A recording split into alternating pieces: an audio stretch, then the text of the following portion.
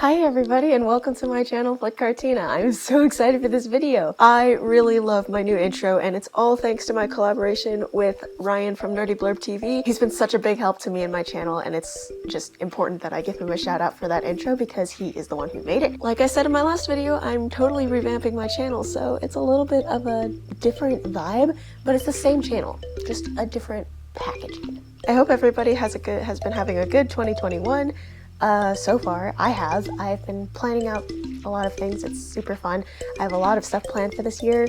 I don't know about movie reviews because those are just coming in waves. I really don't know what's going to happen to the movie community. I hope that movie theaters are going to open. If you want to know more about my thoughts on movie theaters and how important they are, click on the link up above in the cards or in the link down below on how movie theaters are super important to the movie community. If you're completely new to this channel, I have no idea who I am or what I'm here talking about.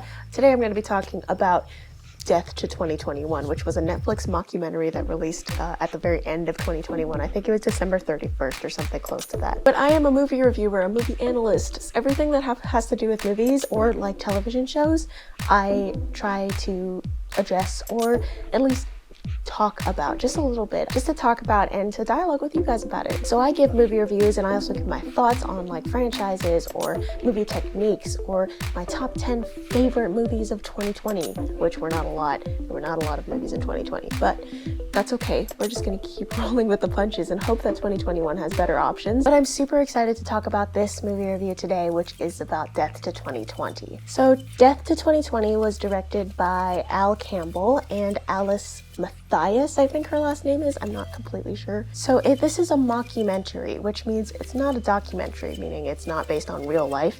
It's mocking up. It's like imitating a documentary, but none of the information in it is it's not like factually based, I guess is the word, but it is factually based, but it's not like backed up by experts. It's just backed up by actors who are playing a part. It's a comedy mockumentary that stars Samuel L. Jackson, Hugh Grant, Leslie Jones, and so many other iconic names. You have to watch this mockumentary. It's super fun and enjoyable. I really liked watching it. This movie in particular really showed the essence of 2020, where everybody's just completely done with the events and then the events just keep coming, you know? So here's the thing about mockumentaries. Either they're really good or they're really bad. You end up getting something like, I don't know what a bad mockumentary is. A lot of mockumentaries are actually really good, but if you do them in the wrong way or take yourself too seriously, then it kind of defeats the purpose of a mockumentary.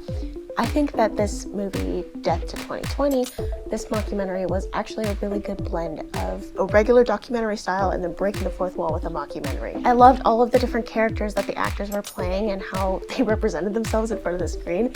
I think it was really funny how that happened. I loved the off-camera dialogue with the director or the interviewer, whoever it was that was behind the camera, and they were just talking to them directly at some points, like, wait, am I actually saying this?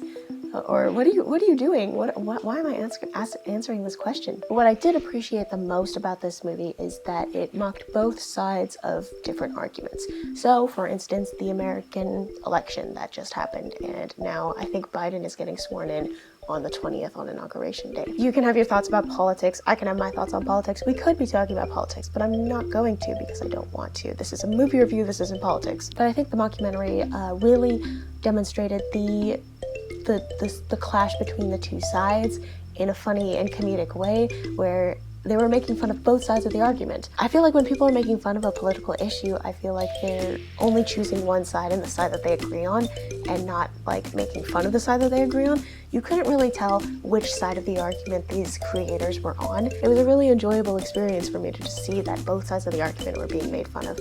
But not only that, they also made fun of the science behind the coronavirus, if I can say that word on YouTube now. This is a mockumentary. They were mocking the coronavirus in the sense of like the science didn't know what to do with it. Then on the political side of things, they had, I forget her name, but she's Phoebe from Friends. I totally do not remember the actress's name, and I'm very, very sorry. Her character was a politician, and she kept like contradicting herself. It was so funny. I loved it. This is the movie that made me laugh the most out of most of the movies that I saw in 2020, because it's just, you know, you can make fun of things. It's fine to do that. It's not unheard of to make fun of events. Like, it's not like shameful to do that kind of thing.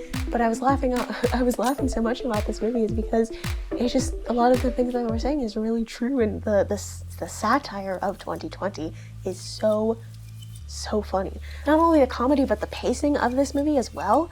It's so fast, and it was like, it kept my attention the entire time. It was super engaging, and I just couldn't stop watching it. Now, this movie is only about an hour and 15 minutes long. It's only that long. Nobody really wants to spend 2 hours talking about 2020, even if it's a mockumentary. And the creators knew that, so they made it a shorter mockumentary, and it was really, like, suiting, I think. Basically, the sense of this movie was that people were reacting to things that people were trying to predict in 2020, and nobody could predict whatever happened in 2020. Maybe some people, but those are select few. Like, the majority of 2020 and the population of 2020 didn't really know what was happening all the time, or they couldn't predict what was going to happen. So we were in a constant state of just panic or like unknown, which is never a good thing. And so I think that this movie was actually a very welcome end to 2020. I've seen a lot of good movies lately, and it's kind of hard to find bad things about them, but I'm trying to find some negative aspects of Death to 2020 that I could see. The one negative thing that I could say about this movie is that it really focuses on America and the United Kingdom, but more America. It doesn't really focus on a lot of events worldwide, which it's hard to cover in a mockumentary. It was really focused on America and the United Kingdom, more on America's side of things, as you can tell from the topics that are addressed, like the Black Lives Matter movement, the presidential election, and so many other things. I think there were some unnecessary characters that just happened to be there, and I feel like they were written with more plot to them, but they just didn't use it. But there were some characters like one of the average citizens. She just, I couldn't with her. Every time she appeared on camera, I was like, oh my gosh, go away. But other than those 2 things, I think that this was actually a really good movie that I really enjoyed, and it's a very quick summary of what happened in 2020. Again, it's only 1 hour, so you can't really blame it for not covering everything that happened around the world. Like, it's just a thing that happens. Like, you have to only focus on one thing. That's the thing with documentaries. That's the thing with, like, anything. You have to focus on some one thing before you broaden your horizons and you like make a sequel or whatever. But since most Americans own Netflix and most people in the United Kingdom own Netflix, it's pretty understandable that they would go that route because of just the audience of Netflix. So moving on from Death to 2020 to 2021, I just want to let you guys know that I'm not going to be continuing the question of the week. I won't explain to you my reasoning. It's just a thing that I decided to do. It was a very complicated process, and I'm really sad to see it go, but you can still ask me questions in the comment section down below. Another thing that I'm hoping is going to happen in 2021 is I would like to reach 800 subscribers. I sent the announcement out on Twitter a couple of weeks ago. I think it was in the middle of December, and I'm super excited about it. I really would love to reach a milestone. I want to create a goal for myself, and you guys can help me with that too by liking, subscribing, and commenting down below on my videos. I just want to create a goal for myself so that I can feel like I accomplished something in 2021. And if I extend past that goal, it's even better. One of the movie reviewer YouTubers who is on YouTube, who's just been on for a couple of years, maybe a couple months, I don't remember when he started his channel, but Jaron Talks Movies, go and check him out. He just reached a little over 1,000 subscribers. Super excited about that. He's doing a fantastic job. He and I are both on the Nerdy Blurb TV Nostalgia Wars, so if you guys haven't checked out episode 1, I'll put that in the links down below, also in the cards up above. Jaron Talks Movies and Nerdy Blurb TV, those channel links will be in the comment section down below, so go ahead and check them out if you haven't already. As always, thank you guys so much for watching. Have a great random Thursday, and I will see you on the other side of the screen.